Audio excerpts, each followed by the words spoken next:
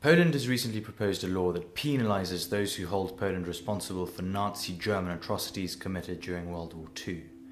The law particularly aims at penalising the use of the misleading expression Polish death camps.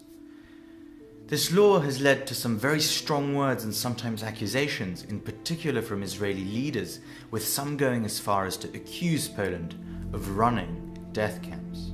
This has led to a diplomatic fallout between Poland and Israel, but also to great disappointment for many Poles. I'm not a supporter of the bill, as I'm a firm believer in free speech. I support thorough education over and above criminalization. However, I cannot stand by idly as my country is being slandered, held co-responsible of Nazi atrocities, the historical truth is being distorted, and Germany's role in World War II whitewashed. Firstly, there seems to be confusion as to what the bill seeks to achieve.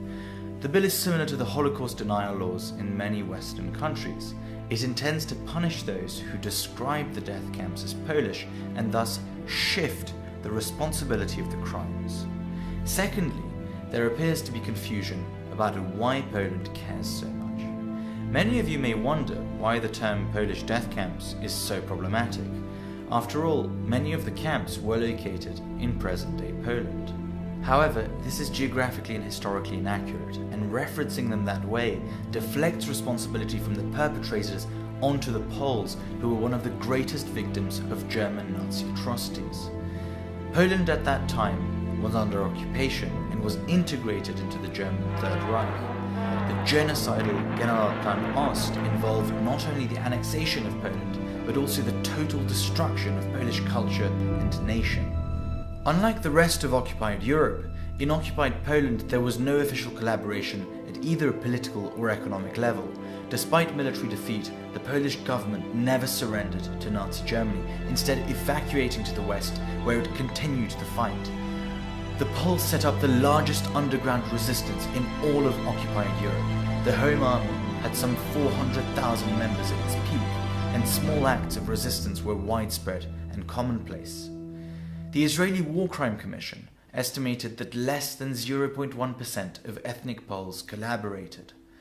Underground courts were even set up by the Poles to prosecute traitors, informants, and collaborators. That included those who denounced Jews in hiding.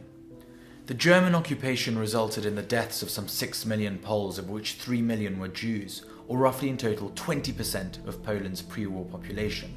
The Germans also engaged in concentrated efforts to destroy Polish culture, the Polish elite and intelligentsia, and aimed at the Germanization of annexed land.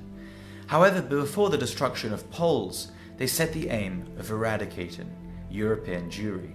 In response, the Polish resistance set up Żegota, the Council for the Aid of Jews, the only secret organization in all of occupied Europe designated specifically to aid Jews. More Jews were rescued in Poland than in any other nation, with the rescue figure being put between 100 and 150,000, and this despite the fact that Poland was one of the only occupied countries where aiding a Jew resulted in a death penalty for every Pole living in the household where Jews were discovered. Thousands of families, such as the Ulm family, paid with their lives. Despite the risks, Poles constitute the largest contingent of those honored as righteous amongst the nations. Historians estimate that some 100 to 300,000 Poles met Yad Vashem criteria, and some, such as Richard Lucas, claim that up to 1 million Poles could have been involved in giving aid to Jews. The Nazi Germans set up camps to eradicate Jews. Auschwitz-Birkenau is not a Polish name, and Arbeit macht frei is not in Polish. The first prisoners of that notorious camp were actually ethnic Poles. And it was also Poles who attempted to inform an incredulous and disbelieving world of the horrors of the Holocaust, and called in vain for action to stop it. It was a Polish cavalry officer, Witold Pilecki, who volunteered to infiltrate Auschwitz-Birkenau, where he spent 2.5 years smuggling information about the horrors happening there before escaping and writing the Witold Report. It was the Polish foreign minister, Count Edward Raczyński, who in 1942 provided the Allies with one of the earliest and most accurate accounts of the ongoing Holocaust and pleaded for action. And again, It was a Polish officer, Jan Karski, an eyewitness of the ghettos, who then smuggled his reports to the West and personally informed a disinterested President Roosevelt of the suffering of the Polish Jews. And yet, despite this knowledge, the Allies did nothing, despite the desperate pleading of the Poles to stop the annihilation of European Jewry. So yes, given all of this, to call the camps Polish is scandalous, historically untrue, and deeply insulting to the memories of both Polish and Jewish victims of Nazi Germany. There were no Polish death camps. Poland did not collaborate with Nazi Germany. Poles overwhelmingly did not collaborate with the Nazi German occupiers. Obviously not all Poles were courageous saints.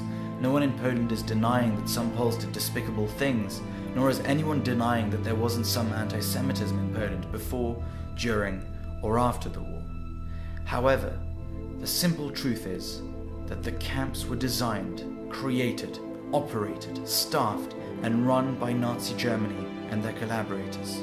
This is a Nazi German crime, and referring to them as anything else is an affront to the victims of that murderous regime. The diplomatic spat, however, is between our leaders. I, as a Polish citizen, would like to leave politics aside and invite my Jewish brothers and sisters to come and discover Poland, not just to reflect on the horrors of the Holocaust and pay tribute to those who were murdered in Nazi camps, but also to come and discover a country where Poles and Jews shared 1,000 years of history, with some ups and downs. Our two nations have been inextricably linked for 1,000 years. It was in Poland, once upon a time, that Jews found a safe haven and refuge, and today you might discover again a beautiful and welcoming country. Goodbye, do widzenia, and shalom.